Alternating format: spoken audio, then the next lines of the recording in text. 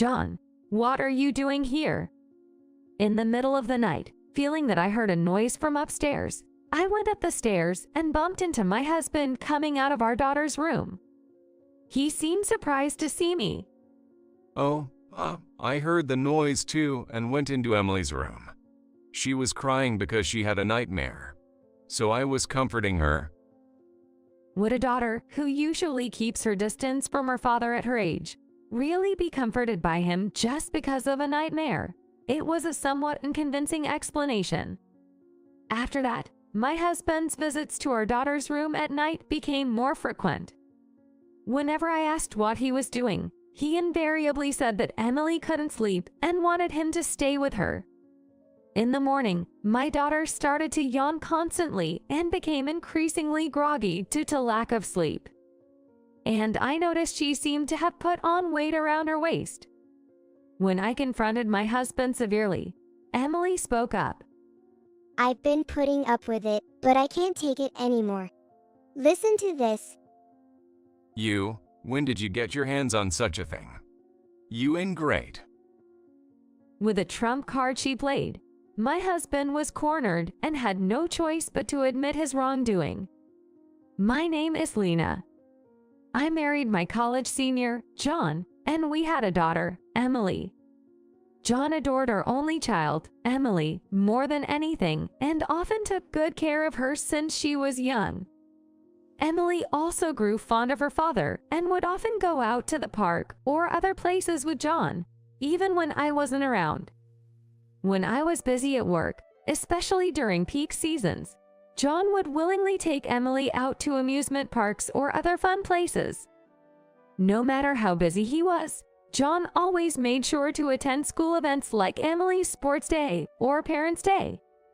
In a world where many men prioritize work over taking care of their children, I am constantly grateful that I married a man like John, who could be called a true hands-on dad.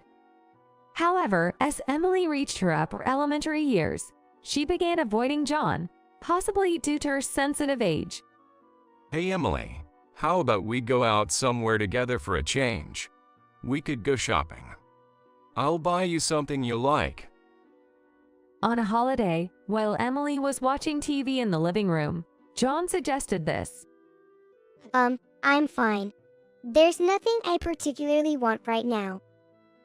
Emily, who has become somewhat mature for her age, recently started feeling embarrassed about going out with her father.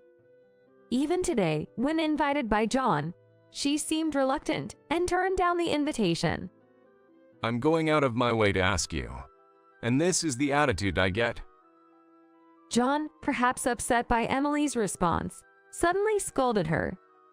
John probably wanted to get along well with Emily, but he often missed the mark, not quite understanding how to handle a growing girl.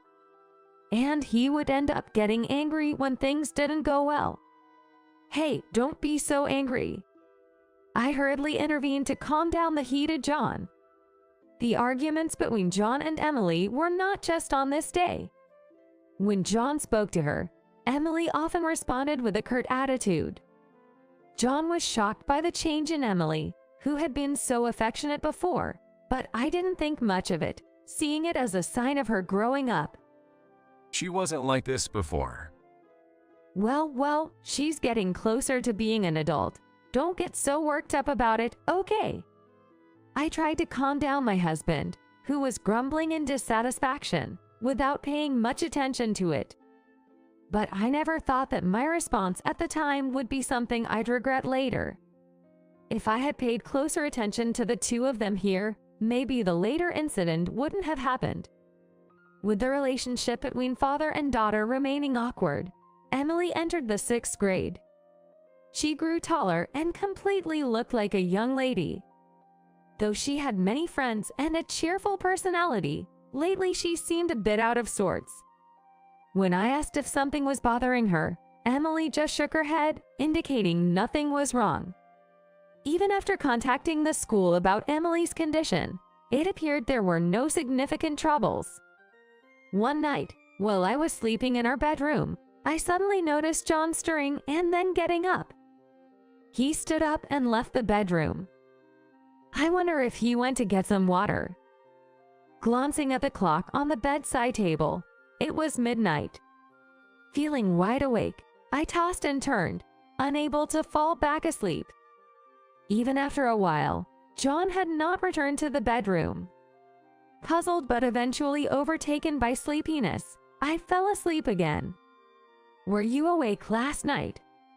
In the morning, while preparing breakfast, I asked John about last night. Well, I couldn't fall asleep. So I was in the living room. If you're waking up so often at night, maybe you should see a doctor. Even when I suggested this, he said there was no need because it wasn't bothering him much. Then one day, I noticed John getting out of bed and going somewhere again. At the same time, feeling thirsty myself, I got up from bed following my husband. Heading to the living room, I found it pitch dark and empty. Where's John? Thinking he might be in the bathroom, I didn't worry much and just filled a glass with tap water to drink. As I was about to head back to the bedroom, I suddenly thought I heard a noise from upstairs. Could Emily be awake? With that thought, I went up the stairs. Then I bumped into John coming out of Emily's room. John, what are you doing here? Lena, you're awake. John seemed surprised to see me. Is something wrong with Emily? I came up because I heard a noise. Oh yeah. I noticed the noise too and went into Emily's room. She was crying because she had a nightmare. So I was comforting her. You've been on bad terms with Emily for a while. Did you make up? Even if she acts distant, kids love their parents. She's calmed down and is sleeping now. So let's go back downstairs. Could Emily, who had been avoiding her father so much, really be comforted by him just because of a nightmare? It was an unsatisfying explanation, but urged by John to go back to sleep, we went down the stairs and returned to our bedroom. After that, my husband John started leaving our bedroom at night more often to visit Emily's room. When I asked what he was doing, he always said Emily couldn't sleep and wanted him to be with her. I also asked Emily if that was true, and she said she was the one who asked her dad to come. Emily is a girl and sleeping with her dad all the time. Plus, wouldn't it affect your work if you're up all night, John? No, I'm fine even if I lose some sleep if it's for my sweet daughter. Right, Emily? John answered nonchalantly and looked to Emily for agreement. Yeah. However, Emily's face, even as she agreed with John's words, looked clearly troubled. I stopped prying further, thinking if both were okay with it, but I couldn't shake off the feeling that something was wrong. Then, in the mornings thereafter, Emily started yawning incessantly, showing signs of sleep deprivation, and often seemed absent-minded. Even her grades, which used to be top-notch, began to decline, causing concern not just for me but also for her teacher. Hey Emily, is something bothering you? You seem pretty distracted lately. I asked, worried about her health, but Emily just laughed it off, saying, "It's nothing, Mom, you're overthinking it." Then, 6 months later, I noticed something when I went to pick up Emily from her tutoring classes. Children were coming out of the entrance as classes ended. And among them, I spotted Emily. Viewing her from the car, I realized she looked fuller overall, something I hadn't noticed because we were always together. I'm exhausted. Today was test day, so it was tough. Emily said as she got into the car. You worked hard. You must be hungry. I'll get dinner ready as soon as we get home. Yay. I love Mom's cooking. Hey, you say the nicest things. Speaking of which, Emily, have you noticed any changes in your figure recently? You seem a bit fuller. At my words, Emily's expression froze for a moment. Yeah, I've gained weight recently, and my skirts and shirts are tight. I've also not been feeling well. Really? I'm sorry, I hadn't noticed at all. It might be something serious. Should we go to the doctor tomorrow? I had noticed she looked a bit absent-minded and sleep-deprived, but it must be serious if it's affecting her body. As I spoke anxiously, Emily's face suddenly brightened, and she forced a smile. Just kidding, it's a lie. I just wanted to make you worry a bit. Maybe I'm just tired. It's really nothing. Forget about it. My daughter's attempt to dismiss her previous statements only made me more anxious. Could it be? Emily's clearly unnatural behavior made me feel like I understood the cause of the unease that had been building up. When we arrived home, I found John just as he was angrily ending a phone call. Stop making ridiculous accusations. He hung up the phone with a look of indignation. Who were you on the phone with? You seemed pretty upset. It's nothing, just a wrong number. Don't worry about it. John brushed it off with a laugh and said he was going out for his usual walk before leaving the house. Emily's condition, John's behavior. Feeling that something was amiss, I checked the phone John had been using to talk to someone. This number is. Searching through the call log, I was puzzled to see the displayed phone number. It was Emily's school number. Why would John show such anger? What were they talking about? And why lie about it being a wrong number? With a growing sense of unease, I felt I had to check and call the school. Identifying myself as Emily's mother, I inquired if something had happened concerning her. It turned out that John had been talking to the school nurse just before. The nurse answered the phone and explained. Hearing this, I was speechless with shock. During a recent physical exam, we discovered that Emily had developed shingles all over her body. We suspect it's due to stress, and I had just discussed this with her father, but he abruptly hung up, insisting that his daughter was fine. The nurse's tone was quite urgent. Despite this, why did John adamantly deny it? His unusual behavior made me suspect that the changes in Emily's health might be connected to him. I knew I had to uncover the truth immediately. Thinking this, I made a request to the school nurse. She agreed to help, considering it was for Emily's sake. I'm home. We need to talk. What's with that serious face? John, oblivious to my grave demeanor, just chuckled. The person you were talking to earlier was the school nurse, right? Why did you lie about it being a wrong number? John looked startled, probably not expecting me to call the school back. Well, you see, you worry too much. I heard the story, and it wasn't anything serious, so I didn't bother telling you. Nothing serious? How can you be so sure? Emily is clearly healthy. Saying she's sick is just a baseless accusation. John became defensive and argued back at my words. Baseless? Emily is showing signs of stress on her body. Don't you have any idea why her health might be changing? That's a baseless accusation. I don't know anything. Emily isn't saying anything either. Not saying anything? Who's been threatening her to keep quiet? I talked to Emily about everything while you were out for a walk. Pretending not to know won't help anymore. After hearing about Emily's condition from the school nurse, I immediately talked to Emily. At first, Emily was tight-lipped, but after I gently persuaded her, she tearfully confessed.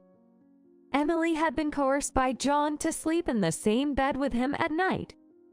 Although it might be different when she was younger, Emily is now in the 6th grade. For a girl her age, it's naturally uncomfortable to be forced to sleep with a man, even if he is her father. Initially, Emily resisted. But John shouted that it was bad parenting on my part if a daughter wouldn't listen to her father, and he threatened to divorce me and kick me out of the house if Emily didn't obey. Not wanting me to be driven out, Emily reluctantly complied with John's demands. However, just the thought of sleeping next to John made it hard for her to breathe, resulting in stress-induced shingles all over her body. The symptoms of shingles include pain throughout the body, making it difficult for her to sleep. And when she did manage to fall asleep, she'd often wake up to dreams of her father yelling at her. The reason Emily looked drowsy and distracted all the time was that she couldn't get proper sleep. Emily revealed that to alleviate her stress, she had been getting up at night and secretly eating food from the refrigerator. That's probably why her body shape changed so suddenly. Did you spill everything? I told you not to tell anyone. While yelling, John tried to grab Emily. I quickly jumped in front of Emily to protect her. I won't let you touch her. Stop hurting her anymore. Hurting? So exaggerated, huh? I didn't anything sketchy. Just sleeping together represents only a physical affection. What's the issue with a father sleeping with his daughter? Emily clearly didn't like it. She's showing physical signs of stress, and you still force her. To think that someone who ignores his daughter's feelings could be a father is laughable. I can't continue with you anymore. Overwhelmed by his selfishness, I lashed out in anger, and John began to panic. Oh no, please forgive me. He seemed to realize the gravity of the situation now, but it was too late. I could never forgive John for hurting our daughter. I won't forgive you. The only thing you can do is disappear from Emily and my life. No, it's not like that. I just wanted Emily to be as affectionate with me as she used to be. Don't abandon me. John collapsed to the floor, sobbing. Emily and I looked down on his pitiful figure with cold eyes. After hearing more about it, John said he felt inferior every time he saw other fathers at school events bonding well with their children, wondering why his daughter was rejecting him. She used to be such a sweet, obedient girl, always following me around, calling me dad. And then she suddenly became cold, which made me feel lonely. Focusing only on yourself and ignoring your child's feelings. Are you even a father? A girl distancing herself from her father is a sign of growth. It's natural to feel lonely, but you're supposed to endure it and keep watching over her. John started believing that Emily's rejection of him was because of her mother's poor upbringing, justified himself as wanting to correct the wrong education, and pressured her to sleep together at night. He probably thought spending the night together would return them to the close father-daughter relationship they used to have. Initially, John was facing his own stresses at work, being held accountable for problems by his boss, and dealing with young subordinates who wouldn't follow instructions. He lamented that other employees were bad-mouthing him behind his back, and confessed he sought solace in his interactions with Emily. I was utterly appalled by his selfish reasoning. I understand you were stressed from work, but to alleviate that stress by pushing our daughter to the point of making her sick, that's unforgivable. It's just a form of parent-child bonding. Admittedly, it might have been a little embarrassing, but that's exaggerated to be called it as a stress. Still saying that? Fine, let's have a third party explain what Emily's condition really is. Saying this, I picked up my smartphone and made a call.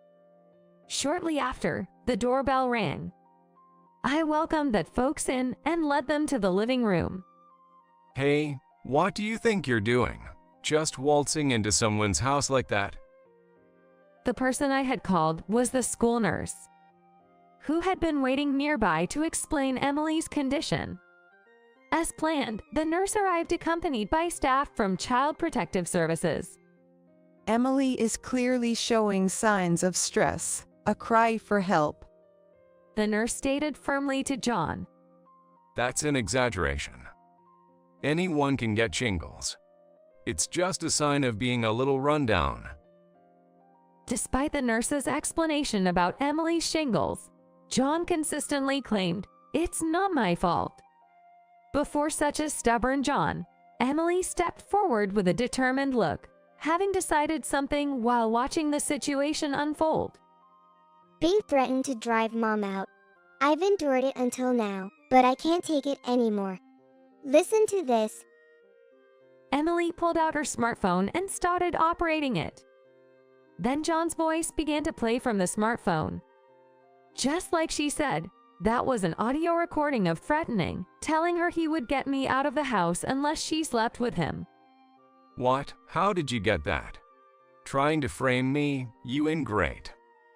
John, not expecting Emily to have recorded the conversation, started to panic and berate her. But no matter how much he denied it, there was no escaping the truth now. After listening to the recorded audio, the Child Protective Services staff asserted that the cause of Emily's ill health was clearly her father. Being told by a third party that he was the cause, John was shocked into silence. You were using Emily as an outlet for stress. From now on, I won't forgive that kind of thing. No way? As I declared that, John slumped dejectedly. That night, Emily was temporarily taken into the care of Child Protective Services. Leaving Emily with the school nurse and the CPS staff, I was left alone in the house with John. I reiterated my demand for divorce to John. Hey, reconsider this whole divorce thing, will ya? I admit I may have pushed her despite her reluctance, and I'm reflecting on it. So, I'm gonna turn over a new leaf from now on. No matter how much you resist, the divorce is final. Do you think Emily wants to live with you after all this? Neither Emily nor I can continue with you. No, I refuse. I will never allow divorce. Despite my explanations, John refused to accept the divorce until the very end. This conversation is just going to stay at an impasse if we continue like this. Realizing we were getting nowhere, I declared that we would proceed with the divorce through a lawyer. As I packed my things, John tried to stop me, but I brushed him off and left the house. I couldn't bear sharing the same air with him any longer. I decided to stay at a hotel for the night and planned to pick up Emily from the child services the next morning. John called many times after that, but I continued to ignore his calls. There was no point in talking to someone so unreasonable. I blocked John's number. Eventually, he kept resisting the divorce, and we had to hire a lawyer to proceed with the negotiations. With this school nurse's testimony and the recognition of John's repeated harassment of Emily, the divorce was finally granted. Of course, I won custody of Emily. John stubbornly insisted on visitation rights, but when I threatened to demand a substantial amount of alimony, he reluctantly gave up. I heard through the grapevine that John remained in the house we left, but the shock of the divorce seemed to drain his will to work, leading to his dismissal from the company after continued absenteeism. He reportedly lived a disordered life until he could no longer pay for utilities, resulting in a cutoff of services, and eventually, he had to sleep in public parks out of necessity. While I pity John's situation, considering what he did to Emily, I cannot forgive him even now after the divorce. I will likely never see John again. As a single mother, life with Emily began anew. Freed from John, Emily slowly regained her former cheerfulness. Now she's immersed in French pop culture with her friends, even aspiring to study in France, focusing on learning the language, and has finally returned to her bright self, which brings me great relief. Though challenges lie ahead, I'm committed to raising my precious daughter and protecting her smile. That's the vow I made to myself.